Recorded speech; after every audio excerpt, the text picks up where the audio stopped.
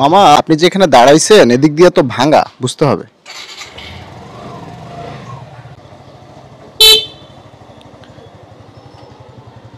এই যে আরেকজন এখানে রাখছে, এই যে আমার ভাইয়েরা, আমার ওই যে পিনাকি ভট্টাচার্য যে বলে আমার আমার ভাতারা, আপনি একটু সামনে আগান না রে মামা, আপনি এমন জায়গায় যে দাঁড়াইছেন কিছু করারও নাই, জান। বাঙালির মতো অধৈর্য আমার মনে হয় যে আর কোনো জাতি হয় না।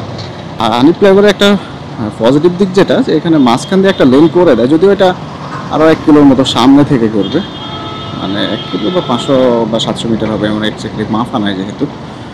এটা হচ্ছে মানে আমরা এখন যেখানে ছিলাম এখান থেকে পোস্তগোলা থেকে গাড়ি ঢুকে, প্লাস হচ্ছে ইয়া থেকে গাড়ি ঢুকে, হচ্ছে কাজলা ওই সেটটা থেকে গাড়ি ঢুকে। মেনলি এখানে হচ্ছে সিলেট চট্টগ্রামের গাড়ি আসলে ওই দিক দিয়ে, আর ওই দিক দিয়ে হচ্ছে বরিশাল রিজিয়ন, খুলনা রিজিয়নের গাড়িগুলো আসলে।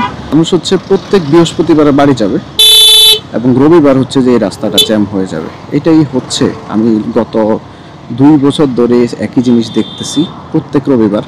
এবং রবিবার আসলে আমার একটা চিন্তা থাকে যে না, আজকে আর বাইক নিয়ে বের হবো না, আজকে বাইক নিয়ে বের হওয়াই যাবে না।